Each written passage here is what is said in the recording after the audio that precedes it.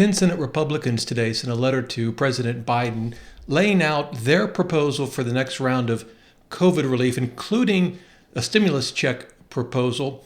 My name is Rob Berger. This is the Financial Freedom Show. And in this quick 5-minute video, I'm going to walk through everything you need to know about this Republican proposal. And there are really about 8 key elements to it that I want to run through very, very quickly. First, just as to put this in perspective, recall that President Biden has laid out a $1.9 trillion plan, and the Democrats have sort of two paths. They can try to cooperate with Republicans, and particularly in the Senate, to try to get 60 votes. That sort of bypasses the filibuster, but to do that, they're going to have to compromise. Or they can say, forget the compromise, we're going to do a process called budget reconciliation. It effectively would allow the Democrats to pass a bill along party lines just with 50 votes. The downside of that approach for Democrats is that it would significantly limit what they could pass. There are some parts of President Biden's proposal that simply cannot be passed with budget reconciliation. So with that in mind, 10 Senate Republicans signed a letter today to Joe Biden. These included Susan Collins from Maine, Lisa Murkowski from Alaska, Rob Portman, from my home state, Ohio, and even Mitt Romney from Utah. There were a total of 10, and at least according to the letter, they really want to compromise and work with the Biden administration. Here's what they said. They said, in the spirit of bipartisanship and unity, we have developed a COVID-19 relief framework that builds on prior COVID assistance laws, all of which passed with bipartisan support. Our proposal reflects many of your stated priorities, and with your support, we believe that this plan could be approved quickly by Congress with bipartisan support. We request the opportunity to meet with you to discuss our proposal in greater detail and how we can work together to meet the needs of the American people during this persistent pandemic.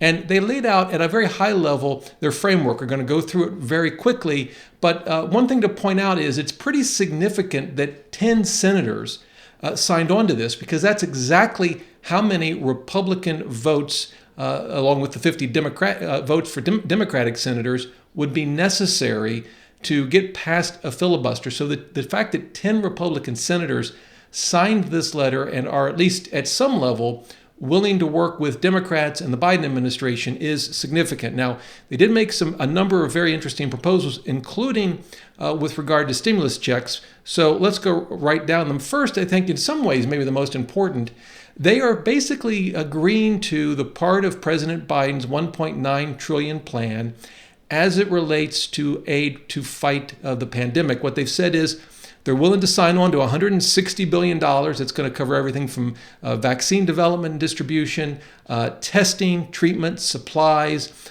personal protective equipment. They're willing to sign on for the full $160 billion. It also includes $4 billion for behavioral health and substance abuse services, which has been it's a big issue anytime, but it's been a particularly persistent issue during the pandemic. So they've said, look, we'll sign on to that $160 billion. That's the first thing.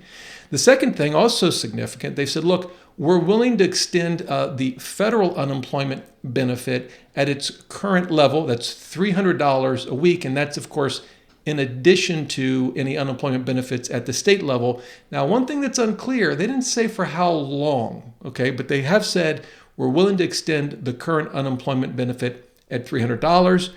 They've also said they're willing to fully fund President Biden's request for nutrition assistance. So that's obviously very important. They also want to extend aid to small businesses, including the Paycheck Protection Program, which, it's an aid to small businesses, but the fact of the matter is it's what allows businesses to keep folks employed. So it helps sort of the regular folks, not just the businesses, but their employees keep their jobs. It's actually been a very effective program through the pandemic, and not a surprise that they're willing to extend that as well. But they've said that. And then the last thing in this very quick update, the stimulus checks. I know that's an important issue for a lot of folks.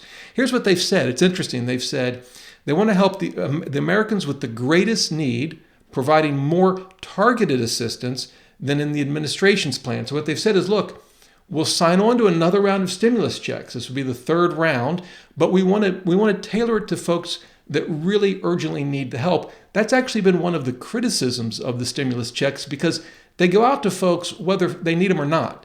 If you think about unemployment benefits, they target folks that are, of course, unemployed and need the help. With stimulus checks, certainly they go to a lot of people who are in desperate need of the money, but they also go to folks who haven't lost their jobs, are making just as much as they did before the pandemic. And it's actually been a criticism of the stimulus checks on both sides, from both conservative and liberal economists. So here's what they've proposed. Now, some of this comes from the letter they sent President Biden, and I'll link to that in the description below. But some of it comes from interviews that they've given today. In fact, Sunday, today is January 31st, including Rob Portman, an interview he gave. And they said two interesting things. The first is they want to reduce the amount of the check, probably not what you want to hear, but that's what they're proposing, from $1,400 down to $1,000. And here's the other thing, probably in some ways more significant. They want to reduce the income limits. In other words, reduce the amount of money that will qualify you. So if you make more than this, you won't qualify. So what are they proposing? That the limits kick in starting at an income of $50,000 and then on up to $100,000 for a couple filing jointly. Now, so that's what they're proposing. We don't have a reaction yet from the Biden administration other than to say, we're going to look at it. We're going to consider it. Now, what these 10 Republican senators have said is that tomorrow, Monday, February 1st, they're going to release more details about their proposal, which is coming in significantly less than the $1.9 trillion Biden proposal. It's coming in at about $600 billion. Can the two meet somewhere in the middle? Don't know yet. Will President Biden even engage in some round of negotiations? Don't know that either. But tomorrow we will have more details on this plan, and I will do a follow-up video once those details come available. So please subscribe to the channel if you haven't already. Thanks for watching.